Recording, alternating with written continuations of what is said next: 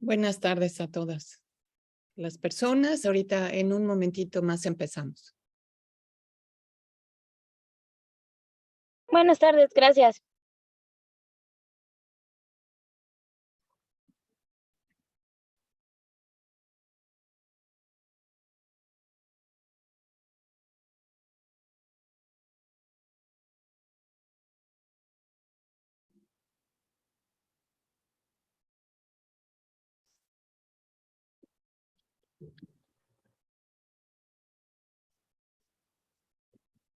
Leti, ¿quieres dar inicio? Sí. Adelante. Bueno, pues estamos llegando hoy al final de este curso que le llamamos de alguna manera de inducción, que pasamos prácticamente por todas las disciplinas, al menos por muchas disciplinas universitarias. Y como empezaron a ver, hay muchas coincidencias en que las mujeres o están invisibilizadas o se quedan en segundo plano o están como sombra. Y el día de hoy vamos a cerrar con broche de oro, como decimos por acá, con Marta Cáceres. Ella está trabajando temas de género, arquitectura, urbanismo en la Universidad de Tucumán, en Argentina. Yo pude visitarla por allá. Ella tiene nietos chiapanecos. Y lo más importante de todo es que lleva años en este trabajo de repensar tanto el espacio público, el espacio privado y relacionarlo con las mujeres. Te agradezco mucho, Marta. Sé que hiciste una excepción con nosotros, pero la Universidad de Chiapas te lo agradece profundamente. Y bueno, le vamos a pedir a Liliana que lea tu semblanza curricular para luego darte ya la palabra. Muy bien, muchas gracias. Marta Cáceres es arquitecta, egresada de la Facultad de Arquitectura y Urbanismo de la Universidad Nacional de Tucumán, Argentina. Es profesora titular regular de la disciplina de urbanismo. Se desempeña como directora del Instituto de Planeamiento y Desarrollo Urbano y responsable a cargo del Observatorio de Fenómenos Urbanos y Territoriales en la Facultad de Arquitectura y Urbanismo de la Facultad Nacional de Tucumán, Argentina. En el ámbito académico se ha desempeñado como profesora titular en la Facultad de Economía y Administración de la Universidad del Norte de Santo Tomás de Aquino. Desde 2004 es integrante del Comité de Desarrollo Regional de la Asociación de Universidades del Grupo Montevideo en representación de la UNT.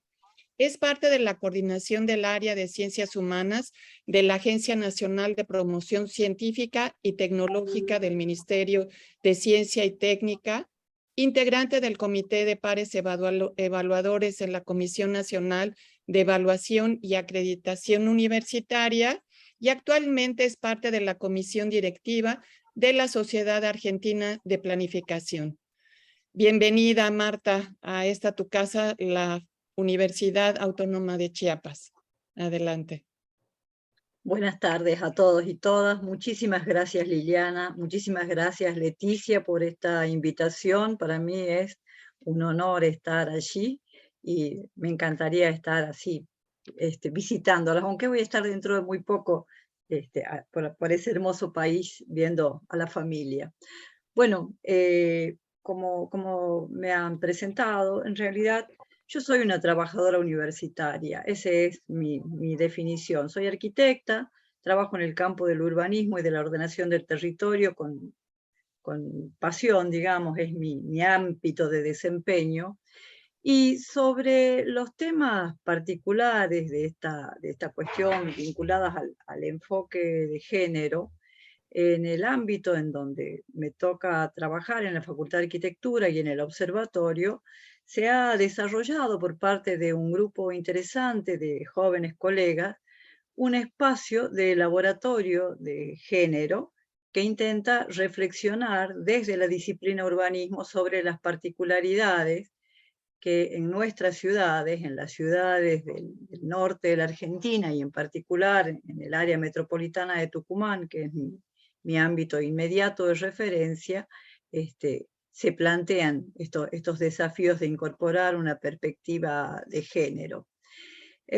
Mi intención entonces va a ser hacer una reseña sobre lo que está pasando y plantearles algunos enfoques de lo que creemos que puede ser un espacio, digamos, de transformación disciplinar a partir de incorporar la perspectiva de género en el ámbito desde la carrera de arquitectura y urbanismo, ¿no? ¿Qué implica la cuestión de género como un cambio de paradigma en el campo de las disciplinas proyectuales? Bueno, un paradigma es una forma de entender las cosas, de percibirlas, de procesarlas, ¿no? A este público no voy a explicar yo eso. Pero lo que sí quiero dejar planteado es que esta tercera década del siglo XXI ha acelerado, a partir de la pandemia, la imposición de algunos temas que estaban y que están en el campo de la disciplina, en tanto que la pandemia ha trastocado la vida cotidiana y ha interpelado con viejos y nuevos temas, ha resignificado temáticamente, digamos, a la disciplina urbanismo, en particular en todo aquello que está vinculado al cuidado principalmente, una actividad que ha estado desde siempre y aún hoy, con las transformaciones en el mundo del trabajo y en la cultura, principalmente como una responsabilidad y ocupación de las mujeres. Las mujeres que, a pesar de constituir más del 50%, cerca del 50% al menos de la población mundial, durante siglos ha estado marginada de los ámbitos productivos y públicos en todas las disciplinas y también, desde luego, en el ámbito de la arquitectura y el urbanismo, hemos sido históricamente excluidas, no solamente en la educación. La histórica escuela de la Bauhaus tenía unas restricciones para el ingreso de las mujeres en las carreras de arquitectura, no en otros ámbitos del diseño, restringidas en el acceso, en la producción de conocimiento, y como consecuencia de ello se fue gestando un conocimiento sesgado,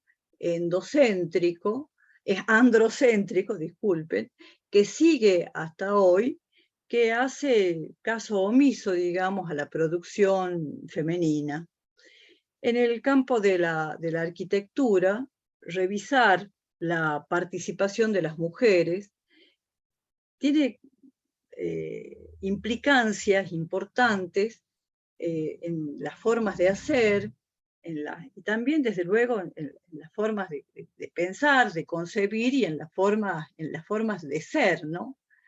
Bueno, sobre esos temas intentaré reflexionar con ustedes y sin duda es necesario plantear alguna, como primera cuestión, cómo ha sido la participación de las mujeres en las disciplinas proyectuales, ¿no? Esta no es una cuestión banal, sino que es una cuestión estructural, porque el aporte que han hecho las mujeres han sido trascendentales en la transformación disciplinar desde el siglo XIX y hasta el presente.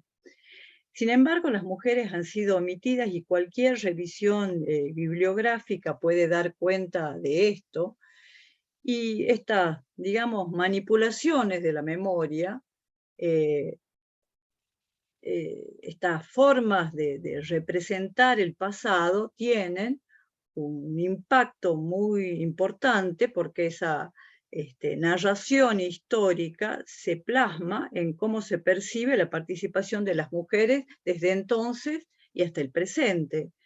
Yo diría entonces que desde el campo disciplinar del urbanismo, y en eso estamos transitando, un desafío es construir un nuevo relato histórico de la profesión que tome en cuenta desde la arquitectura y del urbanismo los aportes desde el género y desde los feminismos. Y para eso es imprescindible revisar la historia de la arquitectura y de la ciudad en el occidente, para reescribirlo, para incorporar otras miradas, otras experiencias, llenar los huecos que ha dejado la historiografía tradicional y que ha intentado sistemáticamente omitir o no reflejar al menos el aporte de las mujeres en la construcción disciplinar. Y las mujeres han dejado muchas huellas que la documentación, digamos, configurada desde una mirada masculina, no la ha registrado, y esto tiene efectos importantes hasta hoy, no solamente porque los roles de género son constructores culturales que asignan roles que trascienden, digamos, a todos los planos de la vida social, de la vida cultural, sino porque esa invisibilización inclusive en el lenguaje, plantea un problema desde el nacimiento, digamos, de la moderna disciplina urbanismo y hasta hoy y en el presente. Entonces, el desafío es construir un nuevo relato histórico de la práctica profesional desde el género y desde los feminismos. Yo he puesto en la imagen esa que ustedes están viendo, hay un collage de algunas grandes mujeres arquitectas y urbanistas que han sido invisibilizadas, y hay allí una nota de color de la intersección de dos calles, ¿no? No es cualquier intersección de dos calles en la ciudad de Tucumán. En esa esquina se encuentra el Colegio Profesional de Arquitectos de la provincia de Tucumán, que tiene una matrícula de 2000 profesionales de la arquitectura, de los cuales el 50% son mujeres, y sin embargo es un colegio de arquitectos, no es de arquitectos y arquitectas o de profesionales de la arquitectura, es un colegio de arquitectos. Y las mujeres, por lo menos en mi ciudad, el reconocimiento a las mujeres solo cabe si son santas o vírgenes, ¿no? Entonces es bien simbólico que el Colegio de Arquitectos de la provincia de Tucumán esté en la esquina misma de la Virgen de la Merced, patrona de la ciudad, y otra calle de otro prócer masculino, desde luego.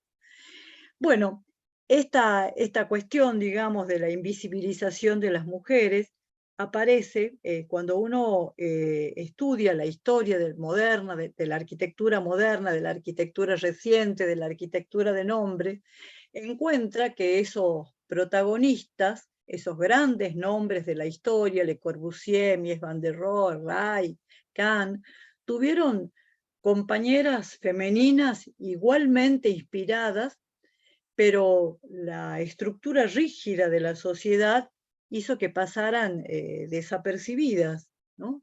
Fíjense ustedes que hay una gran deuda pendiente en esa valoración, y es interesante los aportes que hacen, a quienes estén interesados en la historia de la arquitectura y una mirada, digamos, distinta a la historia de la arquitectura, el trabajo reciente de Zaida Muxi sobre historia de mujeres y ciudades en la arquitectura, y más también una antología que se ha publicado en estos días y que es de acceso libre. No estaba disponible para mí cuando yo remití la bibliografía, pero a la brevedad les pasaré el link.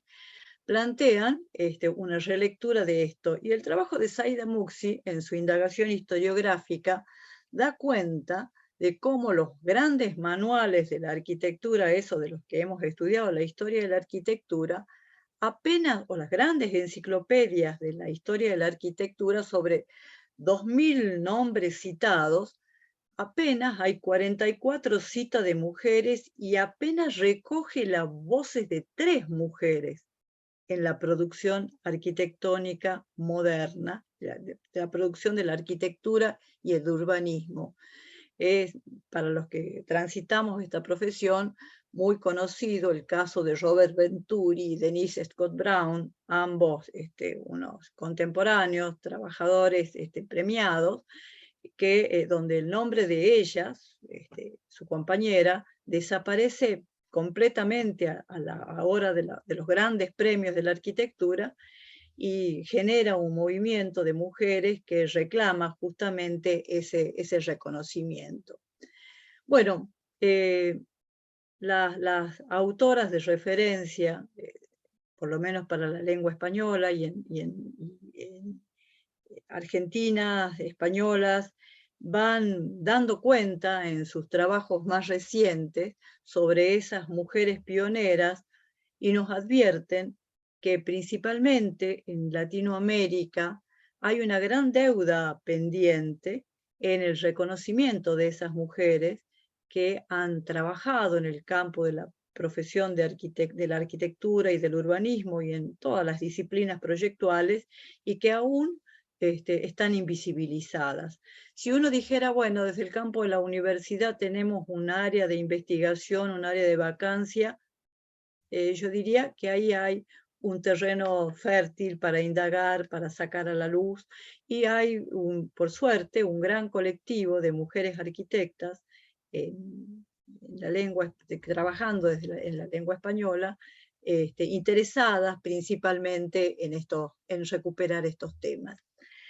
Desde el punto de vista profesional, revisar la participación de las mujeres, en el caso de España, la encuesta que les estoy mostrando, tanto la situación laboral como el tipo de contrato da cuenta las condiciones diferenciales del desempeño laboral de las arquitectas, de las mujeres respecto de los hombres, con un porcentaje muy distinto, menor desde luego, de arquitectas que trabajan por cuenta propia y un porcentaje más importante, más significativo, de arquitectas trabajando como personas asalariadas, que se reproduce, desde luego, cuando analizamos y se amplía la brecha de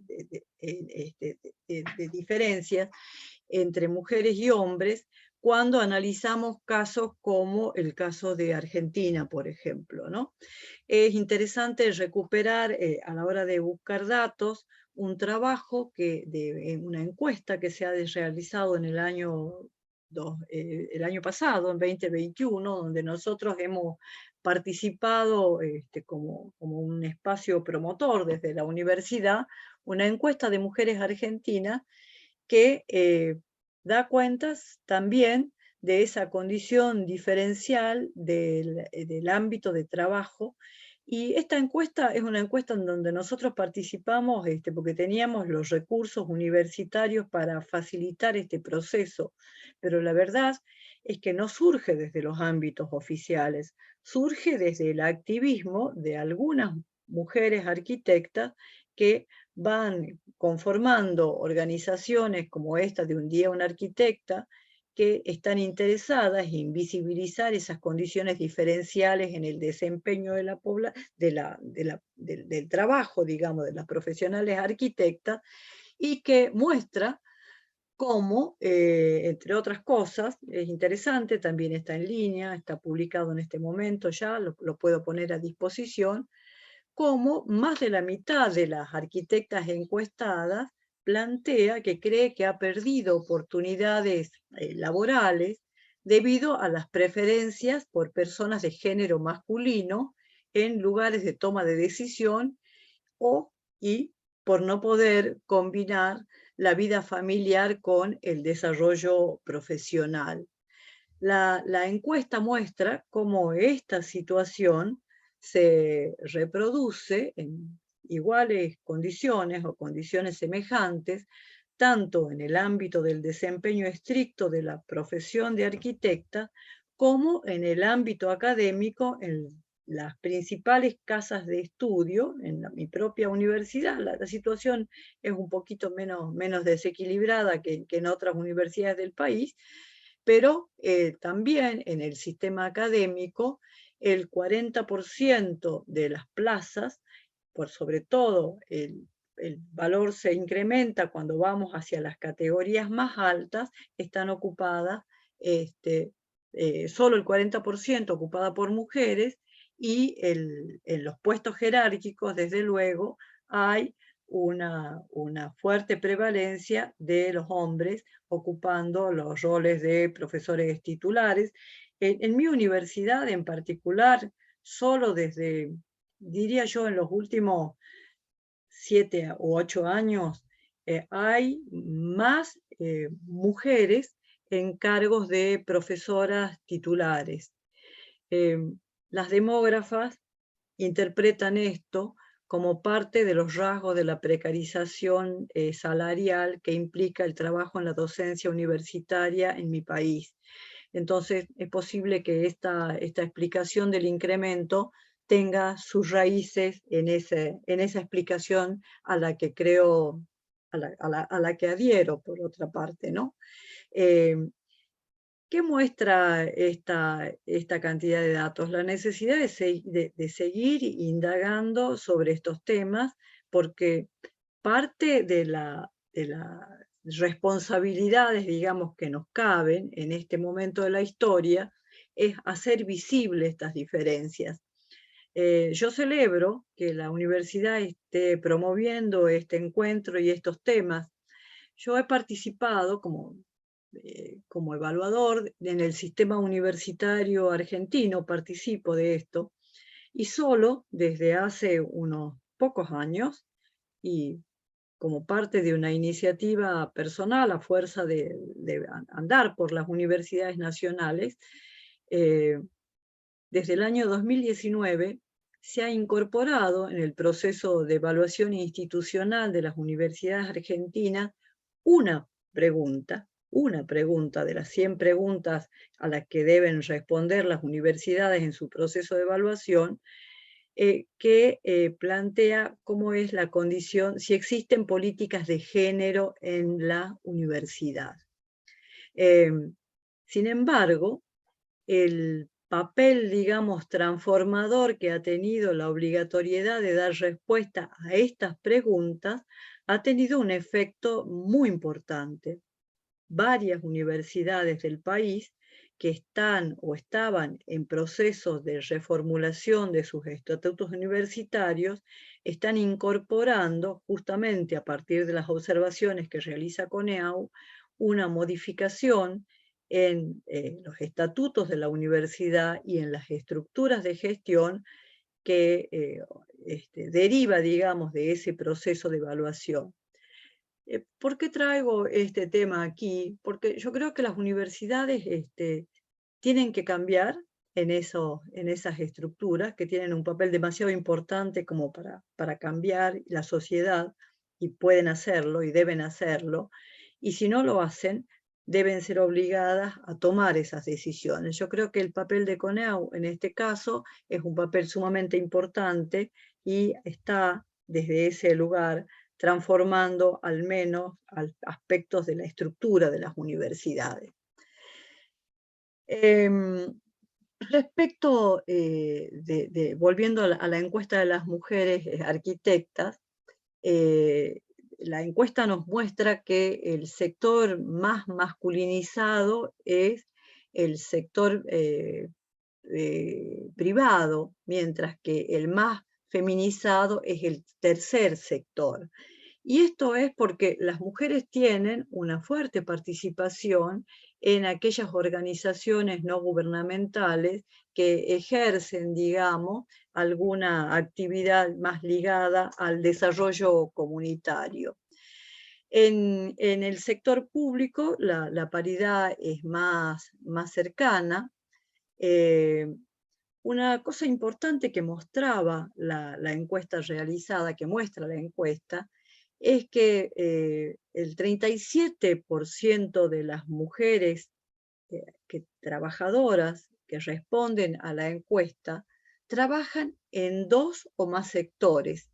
Incluso hay mujeres que trabajan hasta en cuatro sectores, ¿no? Y solamente el 64% de la población que responde a la encuesta pertenece a un solo sector. Bueno, esto como para presentar un panorama sobre el desempeño profesional desde la historia y hasta el presente, y nuestro interés y nuestra invitación, digamos, a hacer visibles los datos del desempeño profesional. Yo, mientras preparaba esta presentación y revisaba los datos de la Encuesta Nacional de Arquitectas, pensaba qué bueno sería poder empezar a tejer redes que nos permitan hacer una encuesta sobre el desempeño de las mujeres arquitectas que abarque toda Latinoamérica, ¿no? Porque en Latinoamérica la disponibilidad de estos datos desagregados respecto del desempeño profesional es muy escaso.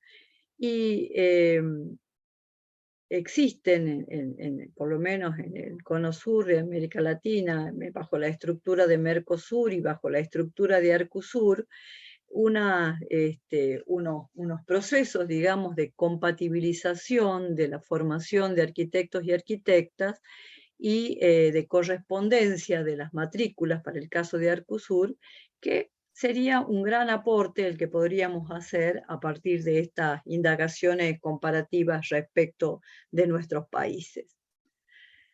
Bueno, el urbanismo, desde luego, no es neutro. La omisión de las mujeres en la planificación urbana se relaciona con esa mirada androcéntrica.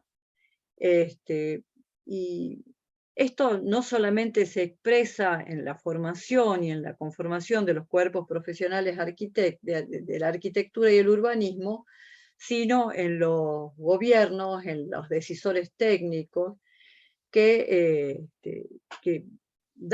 van dando cuenta, digamos, de una necesidad de transformación. Y sin duda, la cuestión de género, en los tiempos que transitamos, se ha instalado para transformar, yo creo, efectivamente, las sociedades del siglo XXI, ¿no? Porque las mujeres han estado, sí es cierto, están omitidas, han sido constantemente omitidas, pero han sido siempre activas participantes en la construcción de las ciudades.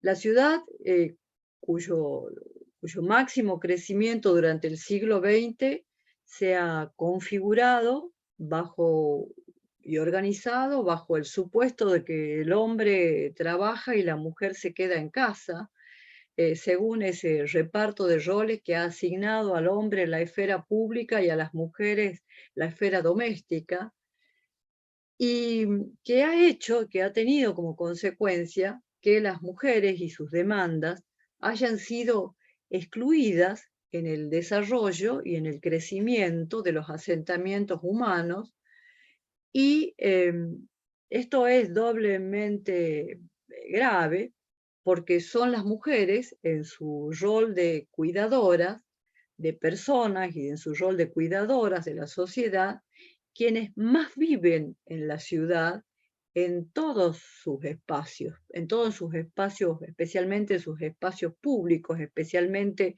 los espacios de los servicios. Son las mujeres, y los estudios sobre movilidad así lo demuestran, las que realizan desplazamientos con mayor frecuencia y con distintos horarios, lo que hacen que experimenten la ciudad y demanden entonces y requieran cuestiones de muy distinta manera que de ninguna manera ha estado hasta ahora contemplada o muy escasamente contemplada, en algunas excepciones lo ha estado, en planes, en proyectos urbanos, en el diseño de viviendas, en el diseño de servicios.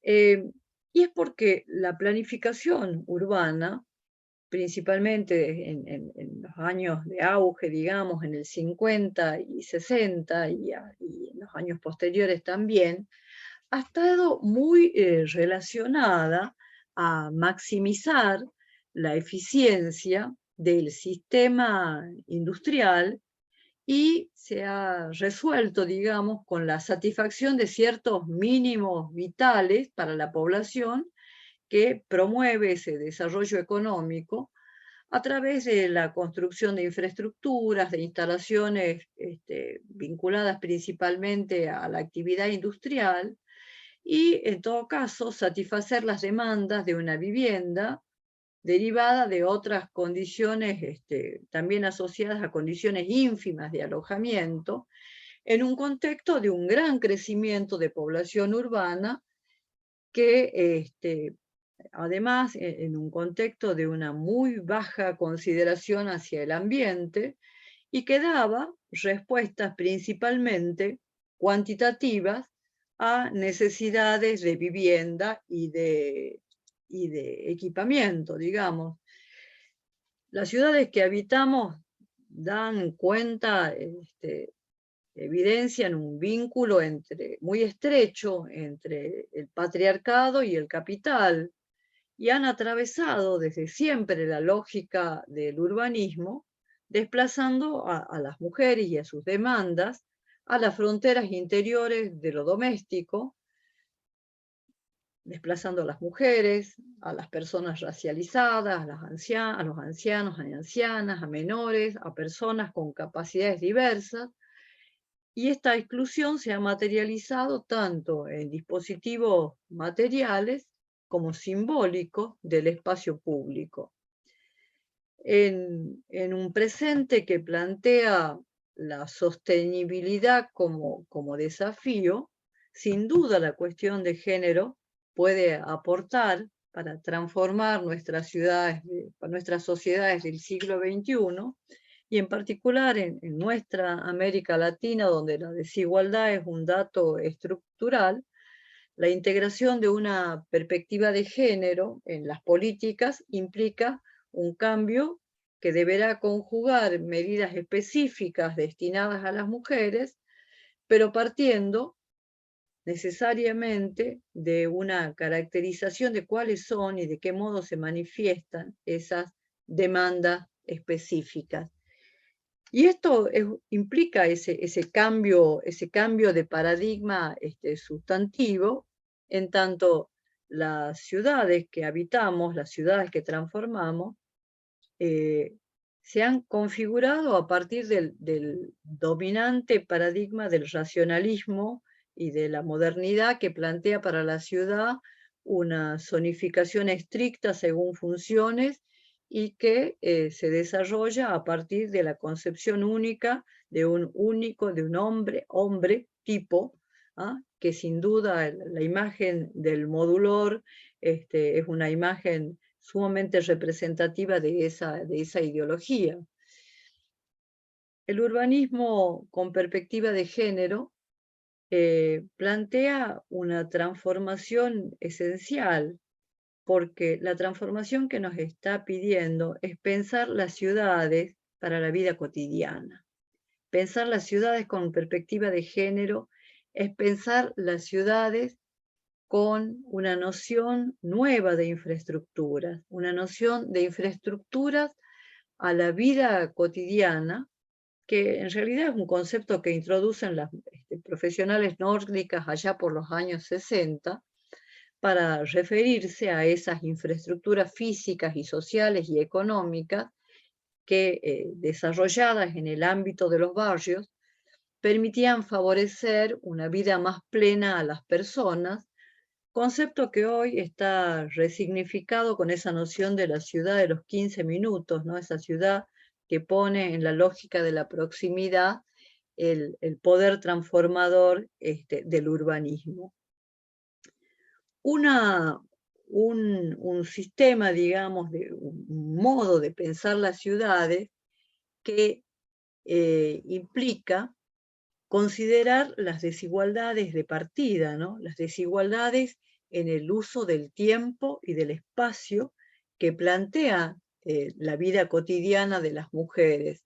La vida cotidiana que es más compleja y que se ha extendido ahora a ciudades a percibir la ciudad como la realidad de las ciudades, ¿no? Es decir, ciudades que no son usadas de la misma manera por hombres y por mujeres, y ciudades en donde la vida de las mujeres está atravesada por dispositivos que van condicionando su desarrollo. Esas mujeres que son las cuidadoras por excelencia de la humanidad y que plantean demandas específicas y que no son un grupo homogéneo y que demandan entonces ser consideradas esas desigualdades en el uso del tiempo, en el uso del espacio, porque los trayectos no son los mismos. Unos estudios sumamente interesantes hechos por el colectivo Punto 6 de Barcelona, que ha analizado, digamos, cómo son las trayectorias de las mujeres y los hombres en la ciudad, plantea cómo pone en evidencia cómo los trayectos en la ciudad para los hombres son trayectos lineales, ¿no? Esquemas de movilidad de un recorrido lineal, punto a punto, mientras que las mujeres sin carga de hijos, sin carga de hogar, tienen recorridos más poligonales. Sin embargo, la gran diferencia está planteada en esas mujeres cuidadoras, en donde esos recorridos tienen una condición poligonal sumamente más compleja, ¿no? El desplazamiento para resolver una gran cantidad de necesidades, y si voy por aquí, también voy por allá y voy por más allá, y entonces son grandes desplazamientos, en general, que suponen desplazamientos en transporte público, desplazamientos peatonales, y que desplazamientos que están asociados, digamos, a esa responsabilidad en los cuidados, y que van configurando entonces un conjunto de demandas absolutamente distintas, y que esa condición, digamos, del zoning previsto en la Carta de Atenas, que mal nos llega en sus prescripciones, pero que dice que la ciudad es un ámbito funcional en donde 4 funciones: habitar, trabajar, desplazarse y las actividades del ocio son las funciones elementales y que deben ser segregadas. La verdad es que el desplazamiento de las mujeres muestra que ese zoning estricto es sumamente disfuncional a su vida cotidiana, y que lo que resuelve sus demandas es la mixtura de usos, el acceso de proximidad, y que es necesario entonces en el campo del urbanismo construir dispositivos proyectuales, normativos, que puedan atender esas demandas además que son atinentes a diferentes grupos. Una movilidad que plantea una muy alta variedad de opciones, que va a necesitar privilegiar ese tipo de recorridos peatonales a que se apoyan en un tejido urbano funcionalmente diverso, y que además, y esto es muy importante, dé respuesta a una variedad de usos horarios del mundo reproductivo que genera ese tipo de recorridos no uniformes. Entonces, una movilidad que además debe considerar esa diversidad, pero también las condiciones de seguridad, y ahí aparece un otro componente, ¿no?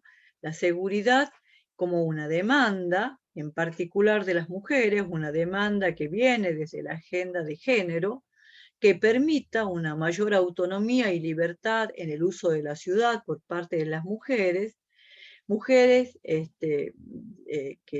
que necesitan, digamos, desplazarse en diversos usos horarios, un grupo de urbanistas de Montreal ha analizado este caso y ha planteado cuáles serían esos 6 rasgos, digamos, que deben tener esos espacios públicos que garanticen la seguridad, ¿no? Una señalización adecuada, una claridad en por dónde se entra y por dónde se sale, que sea absolutamente visible, un espacio que esté ocupado, transitado, que favorezca la diversidad de usos y entonces garantice la ocupación y la transitabilidad, un espacio equipado a las diferentes demandas, un espacio con vitalidad, y estas demandas tienen que ver con que el espacio urbano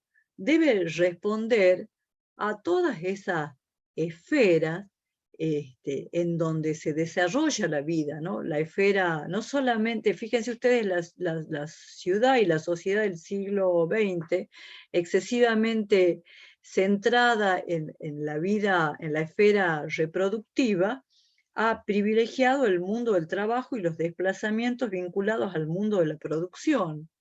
Sin embargo, la esfera productiva, quise decir, disculpe. Sin embargo, hay otras esferas, la esfera de la vida reproductiva, la esfera propia, la esfera comunitaria, que requieren ser incorporados, requieren ser planteados, y que entonces nos van configurando un modelo de organización social que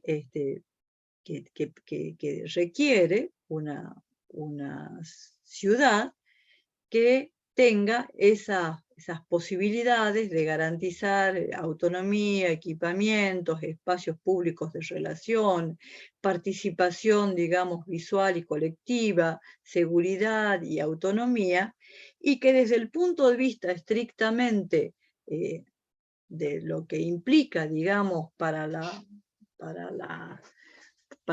el desempeño, digamos, de los profesionales que trabajamos en el campo de la arquitectura y del urbanismo, nos ponen o nos transforman el trabajo, porque nos ponen al cuidado de las personas, al cuidado del ambiente, al cuidado del cuerpo, en el primer lugar, ¿no? El cuidado como una actividad de especie de todo aquello, que incluye todo aquello que hacemos para mantener, continuar, reparar nuestro mundo, de tal forma que podamos vivir en él de la mejor manera posible, ¿no? Y en esas categorías de cuidado están interpeladas distintas dimensiones. Desde luego, la dimensión material, la de los dispositivos específicos, ¿no? Pero la dimensión, está interpelada también la dimensión política, la dimensión institucional, la construcción de discursos, porque lo que necesitamos para incorporar una perspectiva de género específicamente es estas 3 R, ¿no? Reconocer, redistribuir y reducir aquellas cuestiones que hacen al mundo del cuidado y que también han sido interpretadas por esta gran autora, Jane Jacobs, que ya desde la década del 60, no sé cómo voy con el tiempo, desde la década, ¿estoy bien? Me faltan, sí, no quiero aburrirlo, desde la década del 60 nos estaba planteando que debíamos repensar las ciudades y que nos propone entonces repensar esos dispositivos discursivos, técnicos y de diseño para hacer a nuestras ciudades más habitables. Porque un urbanismo que incorpore una perspectiva de género, un urbanismo feminista, debe poner las personas en el centro. Y las personas en el centro implican mirar lo ordinario, es como la muerte del héroe, ¿no? La arquitectura moderna es una arquitectura de héroes, de grandes proyectos. La arquitectura que nos propone la mirada feminista es una arquitectura arquitectura y el urbanismo, es una arquitectura que está centrada en lo ordinario, en lo común, en saber cómo funciona la ciudad y sus elementos. Es un campo de trabajo que valora la vida y la experiencia de vida, y un campo de trabajo en donde las personas y las comunidades están en el centro, y que nos lleva entonces a pensar en ciudades más humanas, ciudades que como sistema complejo entonces no pueden ser resueltas en esa mera simplificación que nos proponía el modelo funcionalista, la arquitectura del movimiento moderno. Un modelo de intervención que nos invita a aprender de los tiempos de crisis, a incorporar, digamos, la corresponsabilidad en el tratamiento de lo común, y que necesariamente debe ser transformado y transformador desde todas las dimensiones, ¿no? Desde la dimensión material, desde la dimensión institucional, desde la dimensión simbólica, tal como caracteriza Ana Falú esas dimensiones de la transformación. Implica trabajar de algún modo integral, con romper las jerarquías sociales, interrelacionar la vida con los espacios, reconocer la diversidad de las funciones y la diversidad de los cuerpos. Un urbanismo entonces que, planteado con una perspectiva de género, no es un resultado estrictamente formal, es más que nada un proceso, un modo de concebir la vida en la ciudad. Yo diría que no hay una arquitectura con forma de género, no hay una ciudad con forma de género. Lo que nos propone un urbanismo con una perspectiva feminista es mirar diferente, es mirar algunas características. El urbanismo feminista aspira a una transformación social rompiendo los estereotipos de género. A mí me parece entonces que necesitamos repensar las herramientas de trabajo, ¿no? Como bien dice Audre Lorde, no se puede, las herramientas del amo nunca desmontarán la casa del amo. Y entonces el urbanismo feminista nos interpela a ampliar los enfoques, las perspectivas, las categorías de análisis, nos plantea en oposición, digamos, al urbanismo normativo basado en lo material, en la piedra. Nos propone incorporar aspectos blandos, aspectos que hacen a la gestión, al uso, al tiempo, frente a esa propuesta de estandarización y de homogeneización. Nos propone un urbanismo que es adaptado, que es flexible, frente a esa búsqueda disciplinadora, digamos, que plantea el urbanismo desde la norma. Lo que nos propone el urbanismo con una perspectiva feminista es integrar la diversidad e integrar las desigualdades principalmente. Nos propone plantear respuestas acordes al contexto, y frente a esa priorización estricta de lo productivo propio del urbanismo del siglo XX, el urbanismo ese que surge para dar respuesta a una ciudad que emerge en la revolución industrial, el urbanismo con perspectiva feminista está basado en la sostenibilidad de la vida, está basado en plantear la vida como el eje de las respuestas.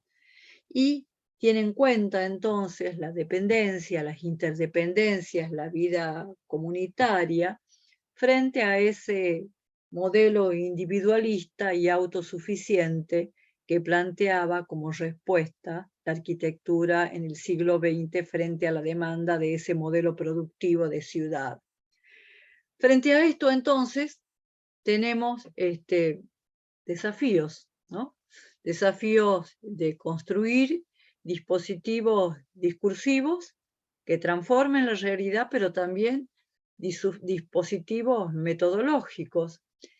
Nosotros en el campo del urbanismo tenemos que construir datos. El dato se convierte para nosotros en la referencia. ¿Cuánto es el déficit? ¿Cuánto es el número? ¿Cuánto es el valor sobre el cual tenemos que dar respuesta? Hemos refinado nuestros mecanismos de trabajo para convertir a la ciudad en una estructura legible, para construir cartografías duras que reflejan en términos los datos estadísticos, y usamos recursos tecnológicos que nos permiten hacer eso y visualizar eso. Y no creo que haya que dejar absolutamente de hacer eso. De hecho, parte de nuestro trabajo consiste en tener un visor que nos permite llevar indicadores cuantitativos a cada espacio de la ciudad, ¿no? Reflejar la ciudad con indicadores cuantitativos. Pero estamos interpelados a construir otras cartografías que surjan desde la percepción de quienes habitan la ciudad, cartografías que no se construyen con datos, sino que se configuran como mapas colaborativos de construcción colectiva. Nosotros estamos trabajando en el campo del urbanismo con indicadores permanentemente. Y no es que debamos dejar de trabajar con indicadores, sino que necesitamos construir indicadores urbanos para la evaluación de esos espacios cotidianos y que tengan alcance de barrio. Necesitamos construir indicadores que nos permitan identificar cómo es la gestión en el uso del tiempo. Necesitamos definir y aportar con políticas laborales articuladas con políticas urbanas en el uso del tiempo, en el manejo del tiempo en la ciudad. Necesitamos pensar los usos del suelo desde otra lógica, la lógica de la mixtura, esa lógica de la ciudad, de la intervención para una ciudad de proximidad. Mixtura, proximidad, legibilidad, diversidad, autonomía, vitalidad. Esas son las cualidades urbanas que necesitamos poner en valor y que interpelan desde la mirada de las mujeres que cuidan y las mujeres y quienes están trabajando en los temas de cuidado. Y que entonces nos lleva a esa demanda de trabajar con personas reales que puedan identificar en sus trayectos dónde se identifican esos rasgos, dónde se perciben esas amenazas o cómo se viven espacialmente en la ciudad. Otros dispositivos técnicos de intervención y de gestión, ¿no? La gestión desde la obra pública con enfoque de género. Argentina ha inaugurado desde esta gestión presidencial un Ministerio de Mujeres, Géneros y Diversidad. Y aún con todas las dificultades que atraviesa nuestro país, yo creo que hay una interesante intención de atravesar las políticas de Estado con una perspectiva de género. No digo que estén resueltas, yo digo que están puestas sobre la mesa, y eso es un valor y es necesario destacarlo, porque en medio de tantas crisis y en medio de tantas cuestiones y teniendo una presidenta que ha sido amenazada con un arma en la cara, pensar que por el otro lado tenemos políticas y dispositivos que están planteando incorporar la perspectiva de género, yo creo que es auspicioso. Necesitamos entonces recuperar algunas experiencias virtuosas, ¿no? En la búsqueda de esos dispositivos técnicos. Yo creo que el caso de Bogotá es un caso sumamente interesante, esa propuesta de las manzanas de cuidado, y bajo el lema de cuidamos a los quien nos cuidan, es una respuesta que conjuga de buena manera muchos de estos temas sobre los que estamos trabajando y que tiene un conjunto de logros, digamos, en ese sistema distrital de cuidados y en esas propuestas, que son propuestas no solamente urbanas, sino también arquitectónicas y que van en procura de dar respuestas a demandas que habían sido invisibilizadas hasta este momento. Bueno, las características de una intervención con perspectiva de género no puede dejar de profundizar sobre el análisis de la realidad, construir información, construir indicadores, priorizar la vida cotidiana, la proximidad como una cualidad urbana y aprender a medir la proximidad como una cualidad urbana, valorando las tareas reproductivas y de los cuidados, con rupturas de las jerarquías, con interrelación de la vida y de los espacios, y que reconozca la diversidad funcional y de los cuerpos. Nosotros necesitamos construir esos dispositivos, necesitamos construir nuevos dispositivos discursivos, técnicos, de diseños, y para eso necesitamos apelar a renovar, digamos, las definiciones políticas, las definiciones técnicas, las definiciones normativas.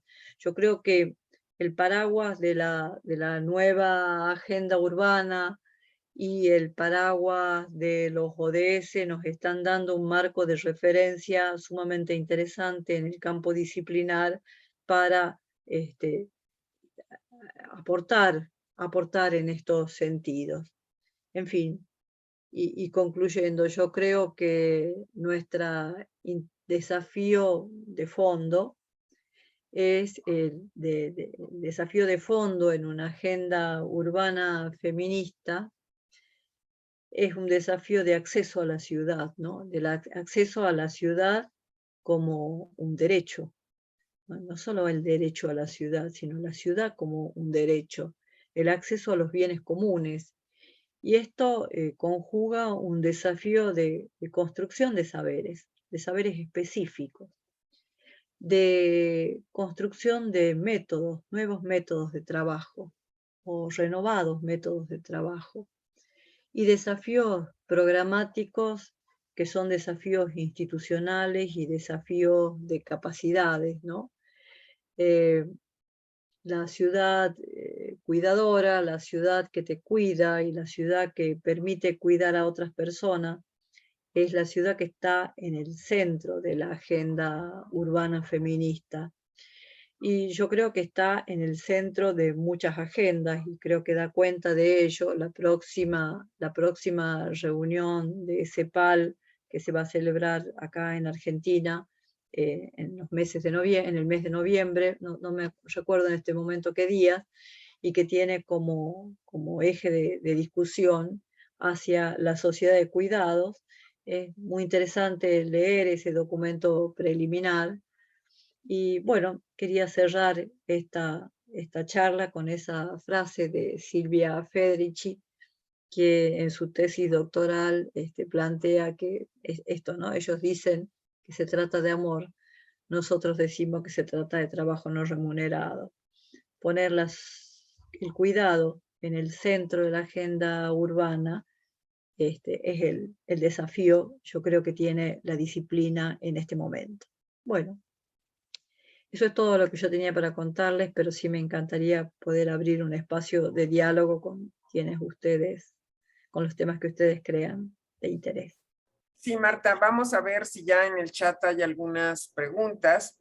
Yo comenzaría pidiéndote que explicaras cómo estuvo esta restricción que dijiste muy en el inicio de la Bauhaus. Yo no sabía eso, pero como no todo nuestro público de hoy está formado en el campo de la arquitectura, explicar un poquito de qué se trató el movimiento de la Bauhaus y cómo vinieron estas restricciones que para mí fueron novedad cuando me dijiste, por favor. Bueno, la Bauhaus es la gran escuela de la arquitectura moderna, sin duda, ¿no? Allí las ideas, del movimiento moderno encontraron sin duda su expresión más exquisita. Las mujeres podían participar de la Bauhaus, pero tenían restringido el ingreso a las carreras de arquitectura. Las carreras de arquitectura estaban restringidas a hombres. Las mujeres en la Bauhaus participaban, no soy una estudiosa del tema, por otra parte, ¿no? Pero lo que sí he conocido en el mundo, digamos, de la profesión, es que las mujeres de la Bauhaus podían participar en otro. La escuela de la Bauhaus congregaba al diseño, ¿no? A todo el diseño. Podían participar en otros campos del diseño, y de hecho así lo hicieron, en el diseño de objetos, en el diseño de tejidos, pero no en el diseño de edificios. Estaba restringido en los inicios, en el momento de auge, la participación de las mujeres como arquitectas, en las carreras de arquitectura. Correcto. Mi segunda pregunta sería, se enfoca mucho el estudio hacia el espacio público. También se ha estudiado si diseña distinto una casa, un espacio privado, un hombre y una mujer, si se fijan en cosas distintas. A ver, yo creo que lo que nos plantea un enfoque que incorpore una perspectiva feminista es, que está bien vinculada al tema de cuidados, es un espacio de viviendas no jerarquizado, ¿no? No jerarquizado y que permita la simultaneidad de usos, ¿no? Que dé posibilidad a maximizar el uso de quienes más permanecen en la casa. Esta sería como una pauta de orden general, ¿no? Yo trabajo en el campo del urbanismo y entonces mi preocupación principal son aquellos temas que están vinculados al campo del urbanismo. Y entonces por eso he puesto énfasis en el espacio público. Pero sin duda, en el tema de la vivienda, se reproduce aquello de plantear un espacio interior de la vivienda no jerarquizado. Los aportes de las mujeres para la moderna vivienda han sido numerosos, qué sé yo. El aporte de la cocina de Frankfurt, el diseño de la cocina de Frankfurt, por ejemplo, es un diseño de una mujer. No me acuerdo en este momento del nombre, disculpen, tengo una laguna, pero si alguien lo sabe, lo pone, por favor. ¿Denise? Bueno. Diseña una cocina que maximiza digamos, la capacidad funcional y tecnológica de ese espacio que estaba principalmente utilizado por mujeres, por un lado. Pero bueno, mi respuesta a tu pregunta sería esa, Leti, ¿eh? Pensar en una vivienda con espacios no jerarquizados. Bueno, y algo más. ¿Qué nos mostró la pandemia en temas de arquitectura y perspectiva de género? Bueno, yo creo que la pandemia lo que principalmente ha puesto sobre la mesa es la urgencia de atender la vida cotidiana desde la arquitectura y desde el urbanismo, ¿no? Las demandas que ha interpelado la pandemia principalmente son los de la vida cotidiana. ¿Cómo ha sido? ¿Hola?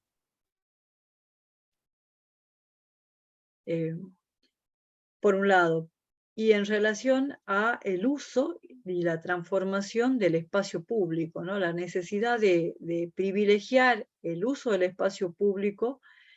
Muchas de nuestras ciudades han tenido transformaciones que han llegado para quedarse en el uso y en la apropiación de la calle para la vida colectiva, dejando desplazando, digamos, el automóvil y privilegiando los usos peatonales, los espacios de reunión, las demandas de equipamientos apropiados para ese espacio colectivo. También ha dejado la pandemia eso. Está silenciada, Leti.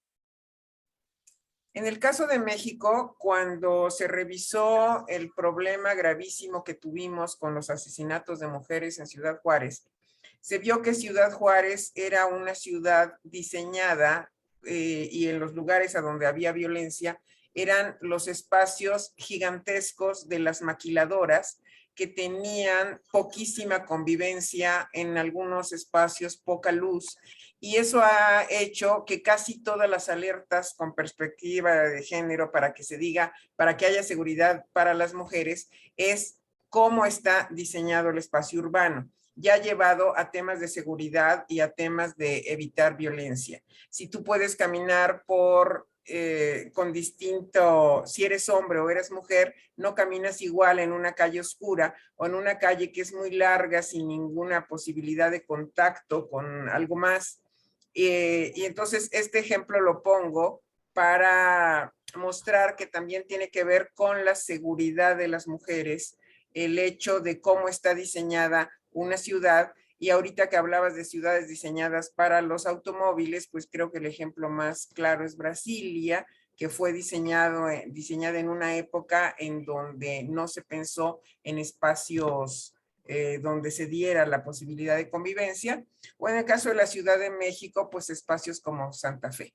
Pero bueno, ya voy a dejar que nuestros participantes hagan las preguntas. Si ya hay algo en el chat, ¿lo ves, Liliana, por favor? Sí, Leti, claro. Comentan Alejandro Montaño que las ciudades se han vuelto, por desgracia, en territorio enemigo de las mujeres, también de los hombres, pero especialmente y sobre todo de las mujeres. Luego Carlos Miranda dice, son paraguas que marcan rutas interesantes, sin embargo, no son considerados por los gobiernos locales y ahí se convierten en cuellos de botella. Si tuviéramos que identificar tres, ¿cuáles serían los principales factores de riesgo que presenta para las mujeres el urbanismo contemporáneo?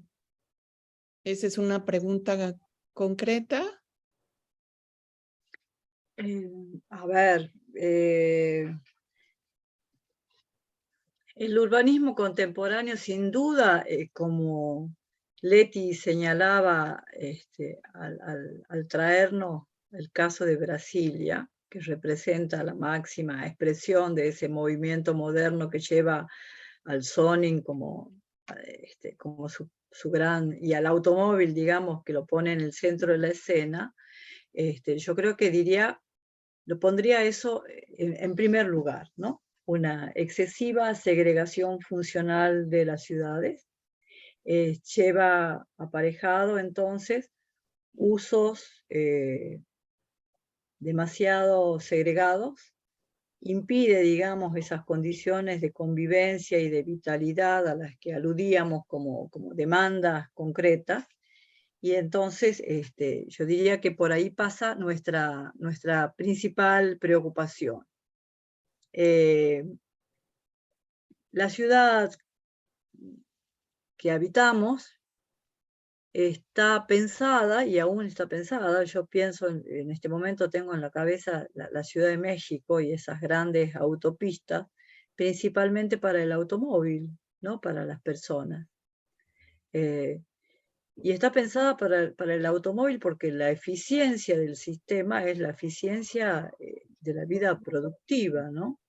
La ciudad que está, esa ciudad de los ingenieros, diría yo, hay una broma que entre los urbanistas, dice, para los ingenieros la ciudad es eso que está entre dos carreteras, en los extremos de la carretera.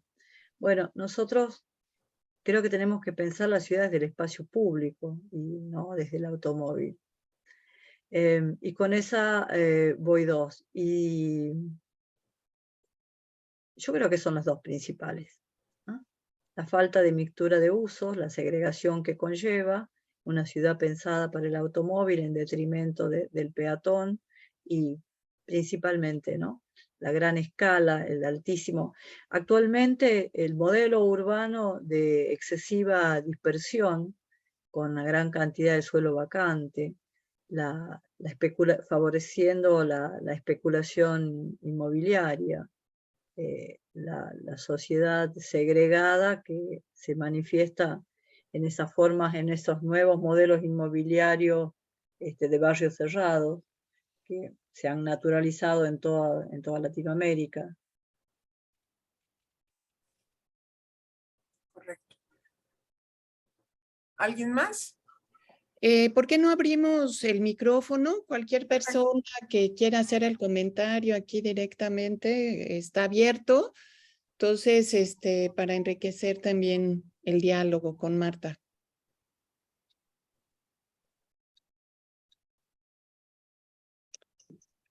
Pues aquí, Marta, en México, como lo sabes, y seguramente en toda América Latina también, pues esta visión tan neoliberal de las ciudades, ¿no? La especulación, lo que le han denominado los cárteles inmobiliarios, también están marcando como un rumbo específico de ciudad que está muy lejano a estos parámetros que nos estás diciendo, ¿no? Entonces yo preguntaría, ¿cómo fortalecer también o qué tiene que ver la organización ciudadana y el movimiento feminista como para orientar de mejor forma a estas ciudades, ¿no?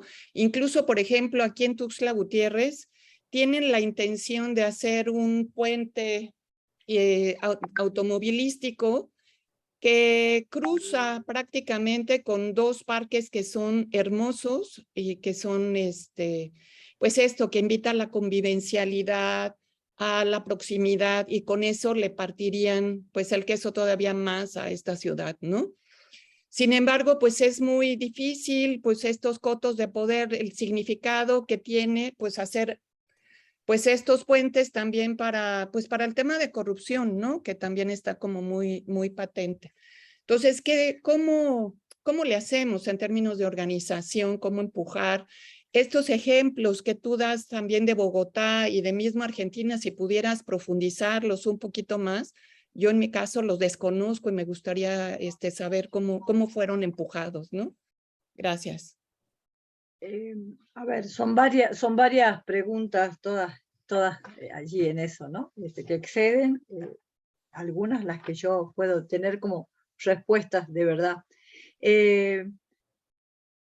Frente al gran capital inmobiliario y la especulación, yo creo que necesitamos mejorar nuestros dispositivos. ¿Estoy presentando la pantalla o ya dejé de presentar? No, ya no la tienes. Ah, perfecto. Yo creo que necesitamos mejorar esos dispositivos discursivos, ¿no? Para hacerlos visibles, no como un modelo positivo, sino como un modelo negativo. Necesitamos generar información que haga visible los problemas que esto procura.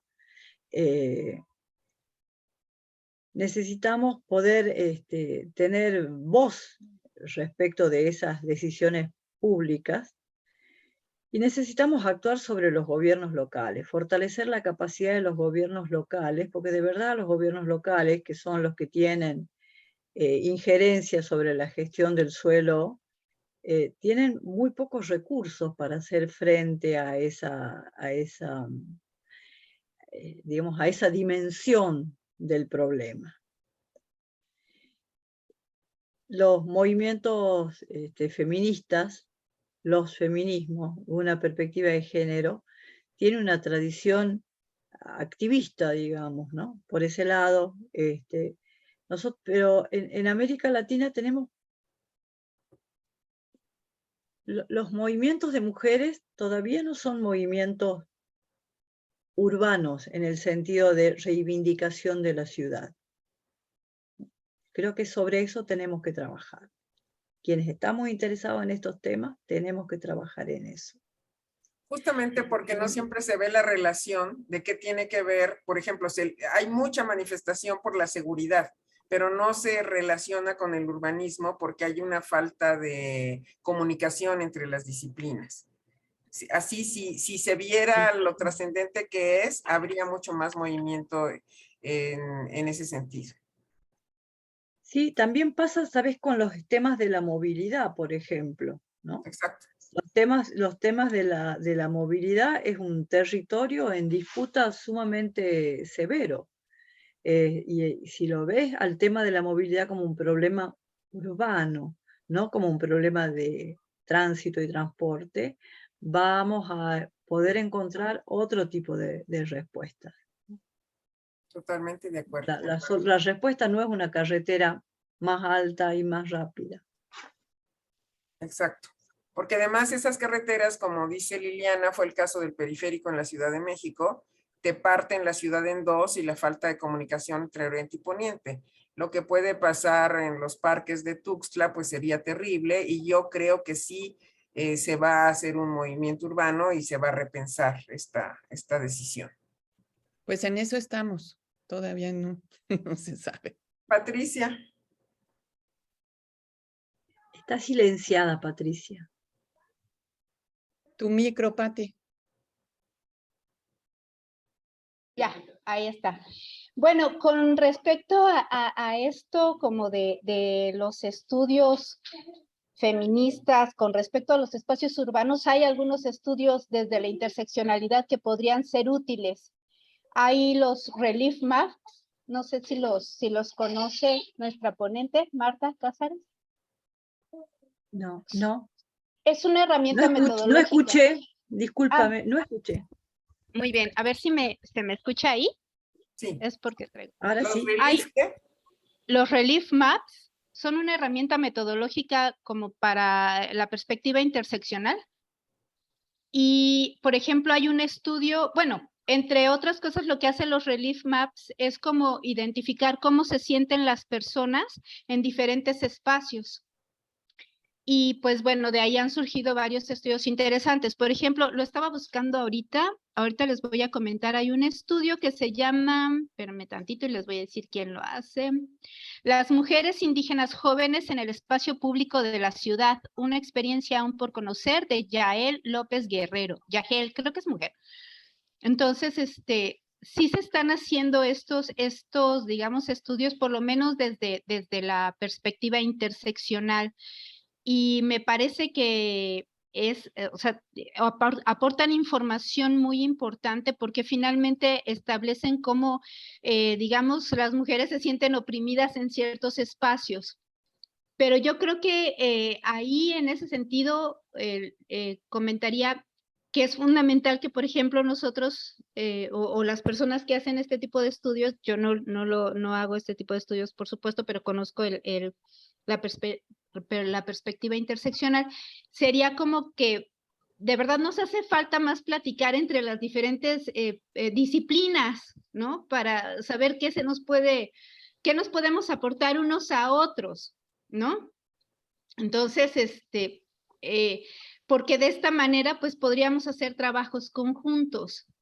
Entonces, me parece que es como muy importante, por ejemplo, conocer, o creería yo que sería muy importante conocer para las arquitectas, para las urbanistas, cómo sienten, digamos, las diferentes opresiones las mujeres en los diferentes espacios. En algunos, por ejemplo, yo estoy tratando de hacer con un relief map mi trabajo de parteras tradicionales y es muy claro cómo se sienten como parteras, por ejemplo, en los espacios como el hospital, el registro civil, etcétera.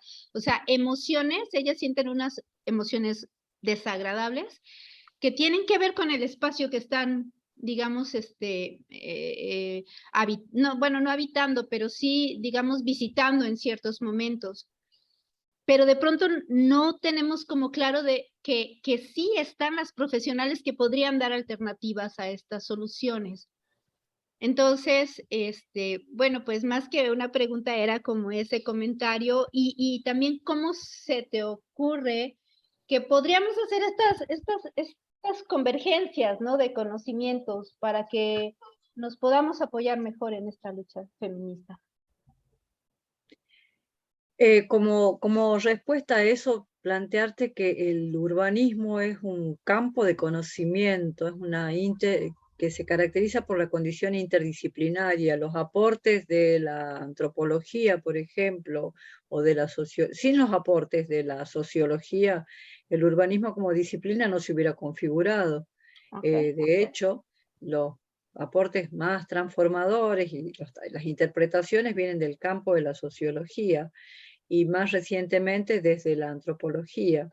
Los estudios de percepción cuando en los años 60 y antes también, se realiza, digamos, la crítica más severa y la transformación de la disciplina urbanismo, desde el campo de la antropología y de la sociología surgen aportes sumamente transformadores, ¿no?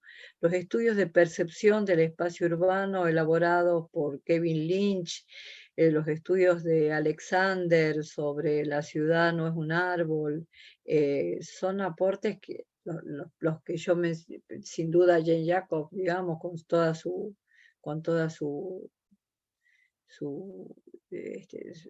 sus planteos, ¿no?, sobre la vida de las ciudades, han transformado la moderna disciplina urbanismo.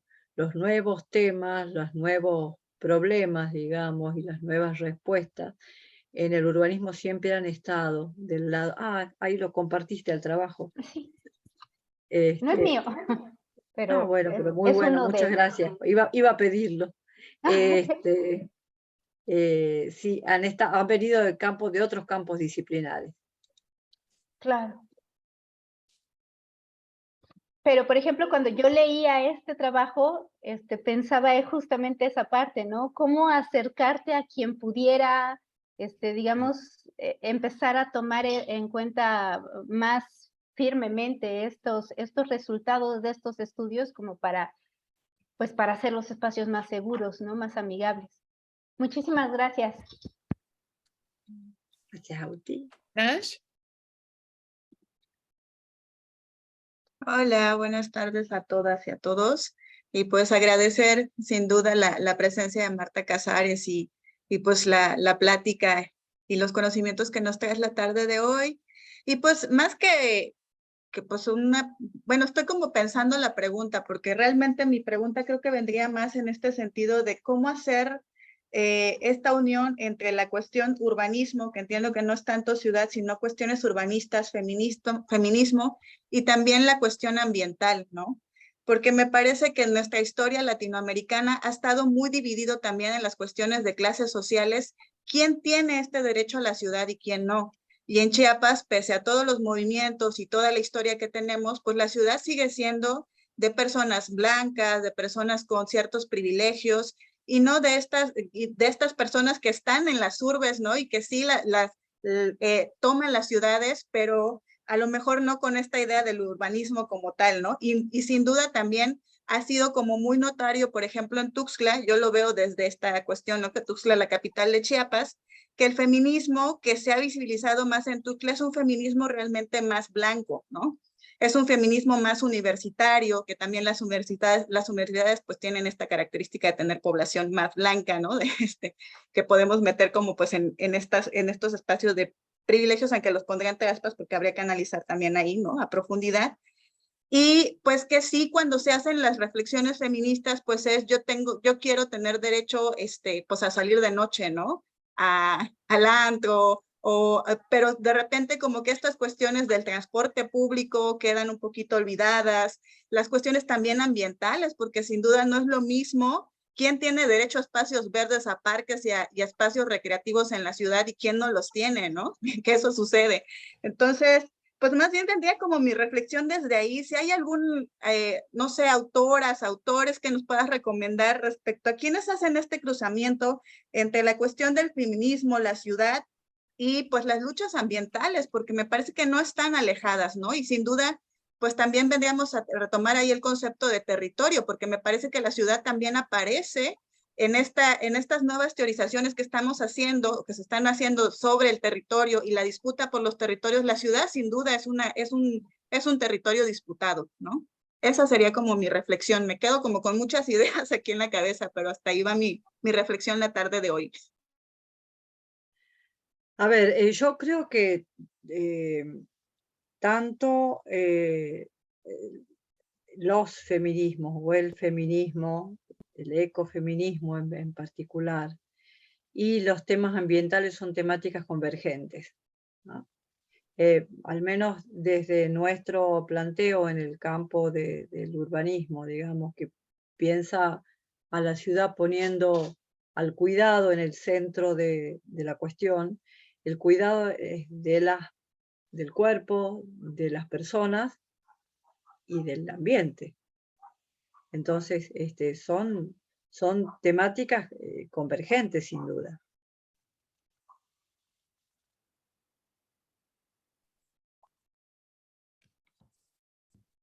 Adelante, Carlos. Sí, gracias, buenas tardes y gracias a la maestra Marta por esta muy interesante charla. Yo quisiera que nos pudiera dar algunos nortes sobre qué hacer en las universidades con todos estos escenarios y realidades que nos ha expuesto. Pienso rápidamente en David Harvey, en su texto de Urbanismo y Desigualdad, en particular, que él nos invita. Es que creo que a diferencia de otros campos disciplinares, cuando hablamos de arquitectura no tendríamos necesariamente que estar hablando solamente de cómo ver la perspectiva de género en la formación de arquitectas y arquitectos. Es una situación que invita a temas a incorporar temáticas que tengan que ver con la teoría del conocimiento, aspectos profundos o quizás no profundos, pero sí de filosofía, y repensar a qué nos referimos cuando hablamos del espacio y su contenido, que son las sociedades o las diferentes realidades, y el tema de lo ecológico, ¿no? Entonces,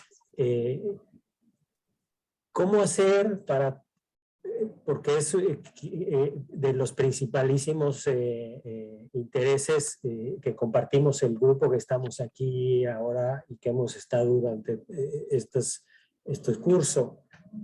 ¿Cómo lo vamos a poder bajar? ¿Qué nortes nos da para incorporar en una universidad que forma arquitectas y arquitectos porque seguimos formando profesionistas que salen con el ansia y la emoción de replicar lo mismo, ¿no? Entonces, ¿cómo hacer para dar ese giro y que podamos formar a los profesionales que nos construyan estos nuevos desarrollos urbanos que humanicen su profesión? A ver, la pregunta, yo creo que no sé cómo es la organización de vuestra universidad. En el caso nuestro, tenemos una organización sumamente arcaica, ¿no? En el caso de la Universidad Argentina y la universidad a la que yo pertenezco, que es una organización por carreras, facultades y carreras. Las universidades más nuevas de Argentina tienen otra estructura. Yo pertenezco a una universidad gigantesca, una de las 5 grandes universidades del país, donde es muy difícil pensar hacer transformaciones en esa estructura organizacional.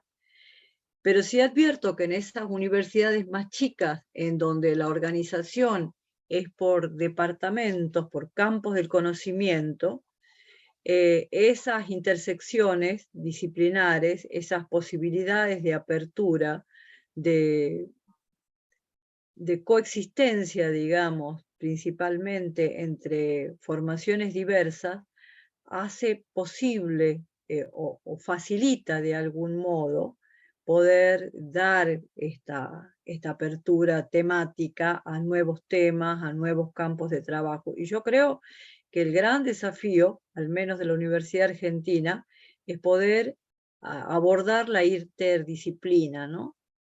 No el conocimiento, salir de ese conocimiento sesgado, disciplinar, y trabajar desde las intersecciones del conocimiento. Al menos esa es mi intención de trabajo. y nos ha dado muy buenos resultados. Mira, yo tengo un grupo de investigación que es el Observatorio de Fenómenos Urbanos y Territoriales. La verdad que es una estructura, yo diría, que se coló por la fisura del sistema, ¿no? Y colarse por la fisura del sistema, por eso que estaba permitido, que no estaba prohibido, pero que nadie decía que estaba permitido, nos permitió abrir este espacio de trabajo con a otras disciplinas. Y de verdad nuestros saltos han sido los más interesantes cuando hemos incorporado a abogados, a biólogos, a ingenieros expertos en sistemas de información geográfica o interesados en la programación.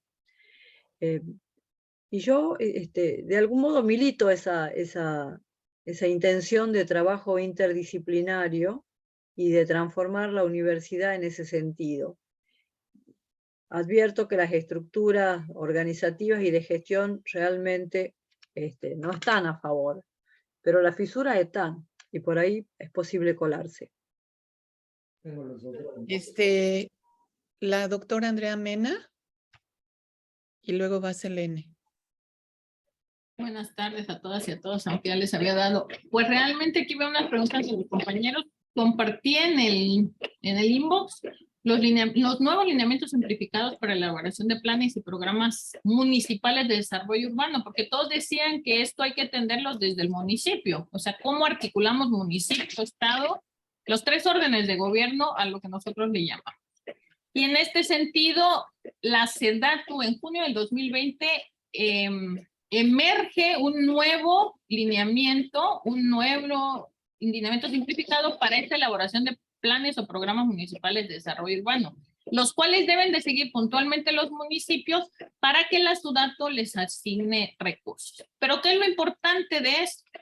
De que hablaba del ordenamiento con visión a largo plazo del territorio. Eso es inminente. Tienes que hacer tus planes de desarrollo con un mínimo de 10 a 12 años, si no es que 20 años de crecimiento. Pero ¿qué es lo importante? Que ya lo hacen de manera científica, se aplica una metodología cuantitativa, porque le digo que la universidad a través del CEDES ha acompañado a municipios a realizar sus planes de desarrollo urbano.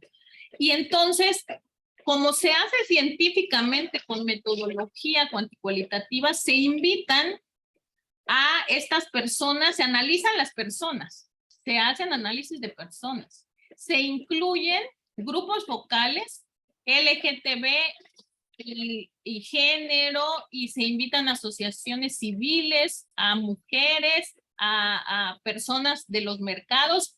Se invita a toda la sociedad. Es un poco esta gobernanza o el gobierno abierto o la democracia participativa de lo que se está hablando.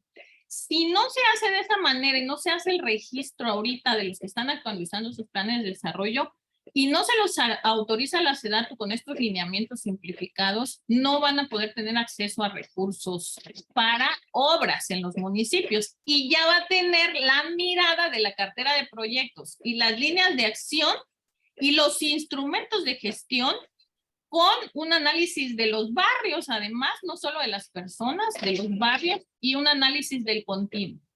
Es bien importante conocer esto, pero hace rato hablaron de la pandemia. Esto lo logró hacer SEDATU, estos lineamientos, en junio del 2020. Realmente pocos, hasta urbanistas que hemos platicado con ellos, desconocen los lineamientos porque se sacó a media pandemia. Y siguen haciéndolo tradicionalmente, como venían, o sea, ya la participación al desarrollar los PDMUs debe de ser equitativa, hombres, mujeres, y no solo hombres, mujeres, sino inclusiva. Deben haber de todos los sectores, de todas las asociaciones, y LGTB y más, también de este tipo de sector, grupos originarios. Y en estos grupos originarios todo debe de llevarse a cabo a través de análisis de las personas, ¿no? Análisis de barrios, análisis continuo, y de ahí ya emergen estos proyectos y las líneas de acción que hay que hacer. Hay municipios que salen palpablemente la inseguridad terrible, y cuando volteamos a ver, se los dijimos en el PDMU, pero es algo así como darle un Ferrari a manejar a alguien que nunca ha manejado ni bicicleta. O sea, no sabe de botones, no sabe de cómo usar un plan de desarrollo urbano, por ejemplo, o cómo usar un atlas de riesgo en protección civil. Aunque les hagas un atlas de riesgos y peligros, tú se los entregas, pero no saben ni leer los mapas, las personas. Entonces, como que es un instrumento, son instrumentos que se le dan a los municipios, pero que hay que capacitar al que los tenga que echar a andar para que los pueda interpretar. ¿Qué es lo interesante del PDMU? Que sí ya hace dato, dice, si no está en tu PDMU el proyecto que me estás mostrando, yo no te puedo generar el recurso porque no me estás respaldando que haya respondido al género, que haya respondido a grupos originarios, a la inclusión en general. Por lo tanto, en el momento que tú tengas proyectos alineados al nuevo lineamiento, yo te puedo generar tu recurso, ¿no? De un parque donde sea inclusivo, que sea más seguro para las mujeres, que sea para las personas discapacitadas y así en cuestiones de proyectos generados con la importancia de vida para todas y todos nosotros, porque aquí es co-creando ciudades amigables, es un poco mirar al 2030 en la co-creación de sus ciudades amigables para todas y todos. Por aquí los compartí los lineamientos, si quieren darle una entrada. Yo tengo algunos urbanistas que nos han dado cursos sobre esto, están en YouTube, en sedes.unash.mx en YouTube, y pueden escuchar la plática de cómo desarrollan ahora los planes de desarrollo urbano ya integradas. Entonces, cuando ustedes sepan que en un municipio se está haciendo el plan de desarrollo urbano, pedir la participación a través de ustedes mismas o de sus asociaciones, por ejemplo, y sí las deben dejar participar, porque viene exactamente la parte de gobernanza, el gobierno abierto, sacarlo a foros y que la ciudadanía proponga y que la ciudadanía pida lo que necesita. Es un poco lo que yo les puedo compartir de la experiencia de que sí las universidades hemos acompañado a hacer planes de desarrollo urbano. Como el centro es el Centro de Desarrollo Municipal y Políticas Públicas, acompañamos en estos procesos a los municipios para ello. Gracias. Gracias, doctora. Selene, adelante. Hola, buenas tardes. Bueno, yo no soy arquitecta ni urbanista, yo estudié ingeniería civil. A mí me gustaría regresar un poco a lo de la transversalización de lo que es el urbanismo, planeación de ciudades. Me gustaría ubicarnos en el contexto de que Chiapas está en una zona fronteriza, por lo tanto tenemos una afluencia de migrantes muy grande y nuestra ciudad está en un punto, en un proceso de transformación, de crecimiento. Bueno, pues en ingeniería no se tocan estos temas sociales. De hecho, la incógnita me nació de un curso que yo tomé con la Universidad de Chile, que era justamente sobre mujeres y ciudad, y cómo también los migrantes pues sufren, o bueno, sí tienen como, bueno, sufren un tipo de violencia porque en las ciudades pues hay migrantes que no solamente utilizan estas ciudades de paso, hay quienes deciden quedarse. Entonces, en materia, bueno, en espacios no se les considera, y mucho menos en política pública.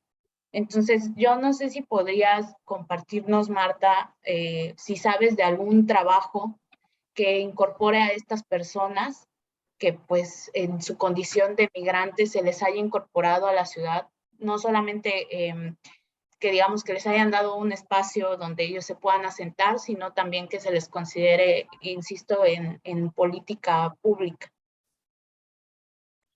Yo creo que entre los grandes desafíos, digamos, que se enfrenta el campo, bueno, que se enfrenta el mundo, ¿no? Es el tema de migrantes, ¿no? Migrantes es uno de esos, en el campo de la demografía, si atravesamos por el problema de antes, de tasas demográficas y digamos, una gran cantidad de niños, altas tasas de fecundidad, luego población envejecida. El tema del momento es migrantes.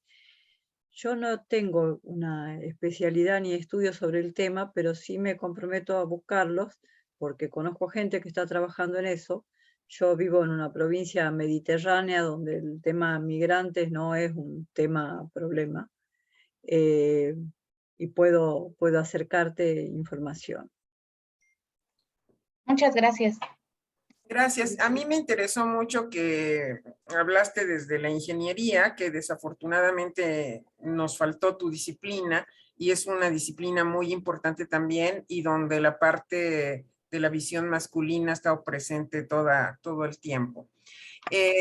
Habría que ver algunas experiencias. En el caso de México, yo creo que sería Tijuana, pero yo casi te puedo asegurar que estamos en la puritita improvisación. De lo que yo me he enterado, al menos en Tapachula, es que es buscar el espacio en la feria, es pedirle a la Secretaría de Medio Ambiente que dé espacio en un vivero, es un poquito el tema que nos tiene rebasados y habría que ver también si algunos ejemplos en Europa se dan. Pero pusiste dentro de las interseccionalidades al tema de los migrantes, que es una cosa muy delicada, justamente porque los países no han podido responder a las necesidades de los migrantes, a veces con culturas muy diferentes a la local.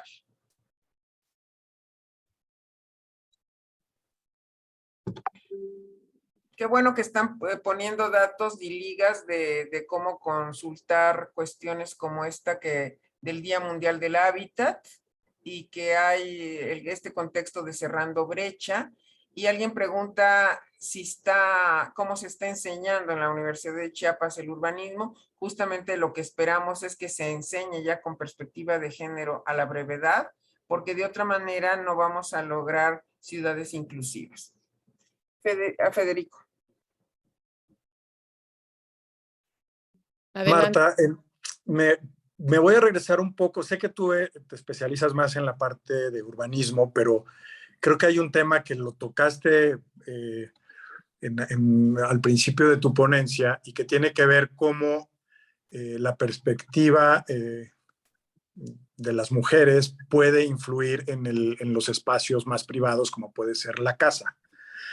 Y aquí mi duda o mi reflexión tiene que ver con el derecho a la vivienda. Yo mencionaba no sé si fue Andrea la que mencionó SEDATU. Seguramente no sabes qué es la SEDATU.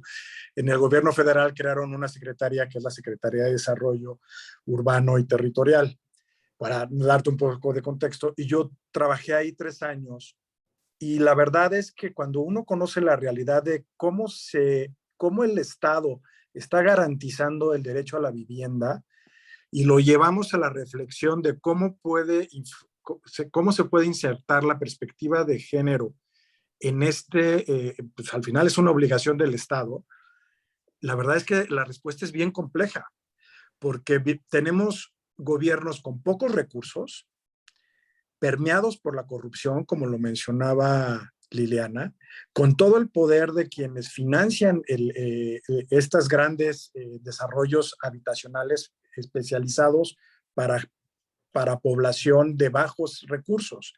Entonces, estamos pensando en viviendas que tienen, si no mal recuerdo, creo que rondan entre los 45 metros cuadrados y 60 metros cuadrados.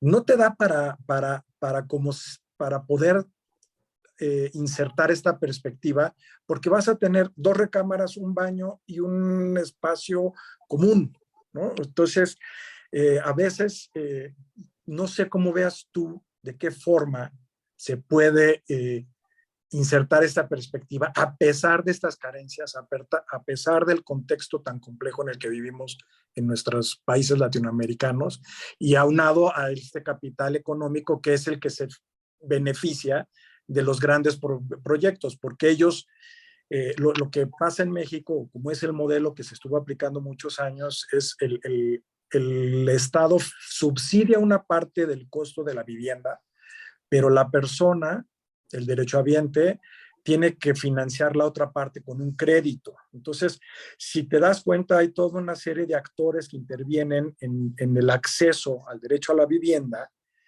pero al final es cómo resolvemos la inserción de la perspectiva de género en estos grandes proyectos que involucran desarrollos de 1,000, 2,000, 3,000 viviendas. A ver, yo respecto de esa pregunta, creo que la respuesta pasa porque no podemos separar el derecho a la vivienda del derecho a la ciudad, ¿no? Y en ese sentido, el derecho a la ciudad debe ser entendido también desde una política del suelo urbano. Entonces, frente a la respuesta de grandes conjuntos habitacionales, un urbanismo que propicie intervenciones de menor escala y que favorezca entonces la integración con la ciudad existente para una efectiva, digamos, posibilidad de hacer uso de la ciudad y de gozar de ese derecho a la centralidad, a la vida colectiva, podría en buena parte subsanar esa cuestión de la vivienda con menos recursos, pero con más acceso a la ciudad y a los bienes comunes. Entonces, para mí, la primera cuestión es esa, y atado a esto, a esta gestión de los planes, ¿no? Y el empoderamiento de los gobiernos locales en la capacidad de gestión de su propio suelo urbano, de modo tal que las políticas de vivienda sean políticas de ciudad. Correcto. Y esa sería, digamos, para mí, creo que no es solamente para mí, digamos, ¿no? La biblioteca se inclina por ese lado. Exacto. Y eso también se vuelve a ligar con el tema de la pandemia y los espacios. No fue igual para personas que tuvieron que sobrevivir en espacios de 45 metros cuadrados a los que tenían una casa con jardín. Pero además, no solo el tema de la violencia, sino cómo se ocupaban los espacios. Los espacios principales fueron para los hombres y los niños, niñas. Pero la mujer que trabajaba a distancia y tenía esos espacios tan pequeñitos, quedó siempre relegada y ahí se ven las jerarquías dentro de la propia vivienda, que es la pregunta inicial que hice, ¿no? Que también están jerarquizados los espacios y qué es lo más relevante. Aunque todos sabemos la convivencia que se da en las cocinas, por ejemplo, cuando viene el diseño, a veces antes se piensa en una cantina o en una cosa que va a satisfacer a un hombre cuando tienen más que 45 metros cuadrados. ¿Alguien más? Sí, maestra, buenas tardes. Habla Virgilio. Sí, Virgilia. Gracias, buenas tardes. Gracias también a la maestra Marta. Hemos viajado un saludo hasta San Miguel de Tucumán, hasta Argentina. Y preguntarle en este conversatorio que, bueno, Argentina ha tenido ya mujeres en el Estado argentino ha tenido mujeres presidentas. Hacerle una pregunta, ¿cuál ha sido el toque femenino que le han dado a Argentina y en especial a San José de Tucumán, las mujeres ahí, como experiencias, en todos los ámbitos, en la educación, en la política, en la urbanidad, en lo social, en la comunicación? Bueno, yo creo que, a ver, si tengo que recordar al gobierno de Cristina como presidenta, como rasgo característico la ampliación de derechos, ¿no? Una gran sensibilidad a la ampliación de derechos. La ampliación de derechos y políticas que propiciaran mejores condiciones de equidad ha sido el rasgo característico de ese gobierno.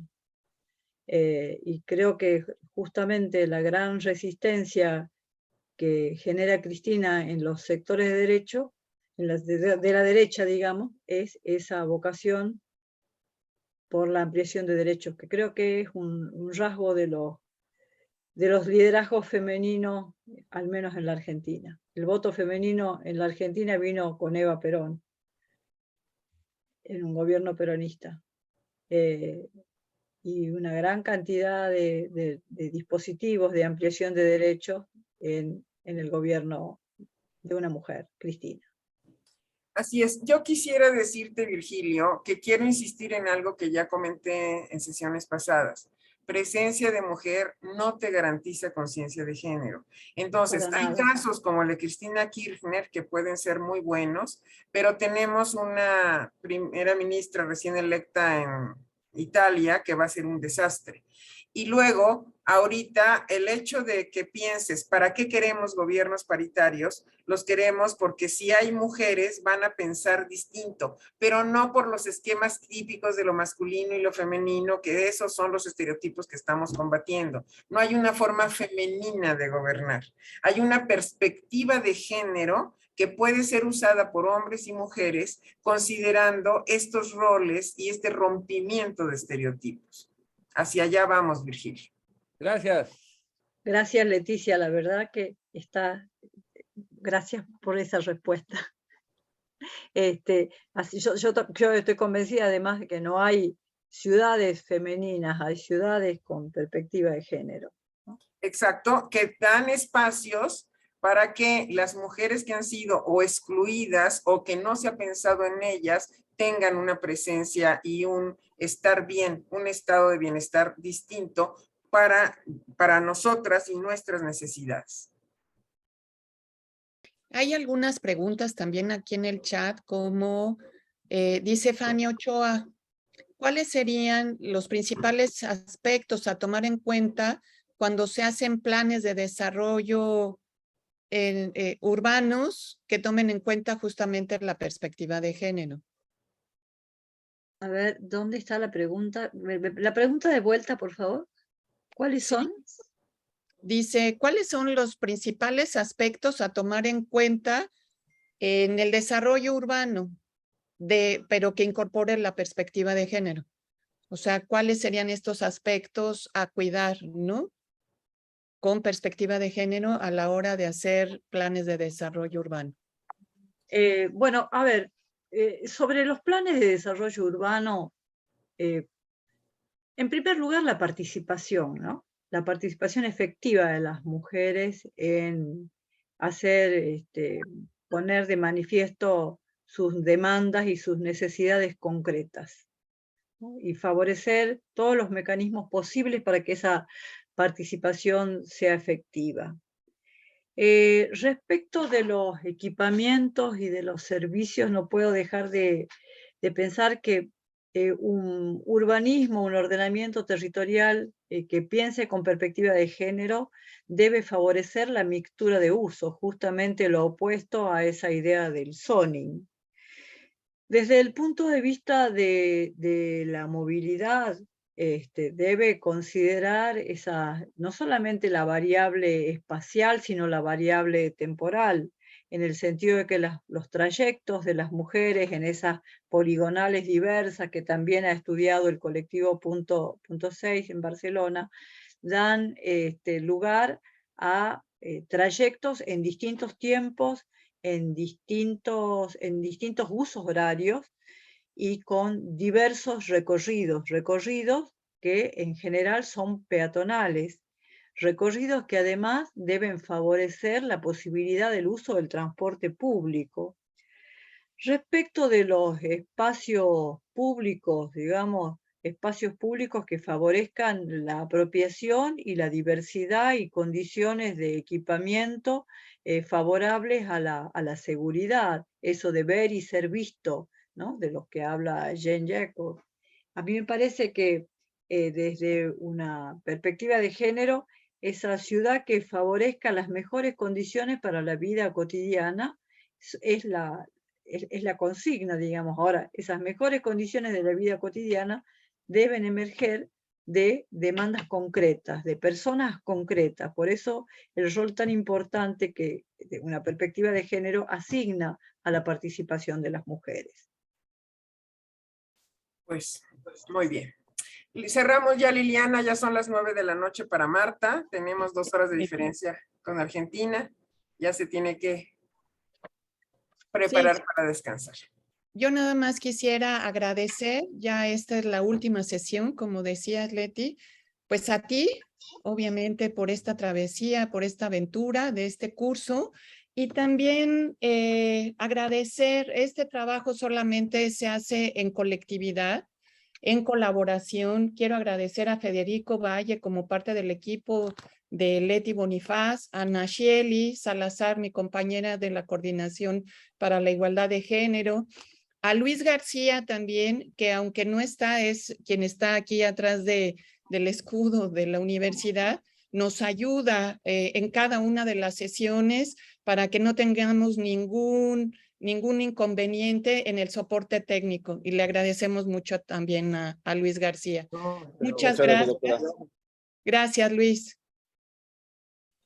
Y agradecer a cada una de ustedes por la tenacidad, por estar de manera entusiasta durante todas estas sesiones, y estoy convencida de que sí podemos dar pasos muy importantes en la transformación de nuestra universidad. En este sentido, les invito a que tengamos esta otra sesión el día martes a la misma hora, a las 5 de la tarde, para tener esta oportunidad de dialogar, de problematizar de manera conjunta, para ver cómo podemos ir aterrizando este importante tema de la transversalización de la perspectiva de género y feminista en nuestras asignaturas, en los planes de trabajo. Entonces, les esperamos este próximo martes. Marta, muchísimas gracias por esta magnífica conferencia. La verdad, cada una nos ha dejado un montón de temas. Tengo un altero así para revisar, para leer, y te agradezco muchísimo en nombre también de la universidad tu participación.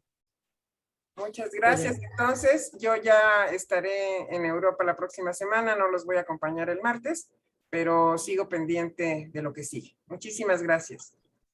Hasta luego. Muchísimas gracias a todos ustedes y a todas.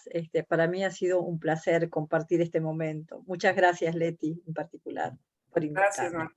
Gracias. Nos vemos para acá pronto. Buenas noches. Gracias. Nos vemos pronto. Hasta luego. Martes. Hasta luego. Buenas noches. Buenas noches. No sé si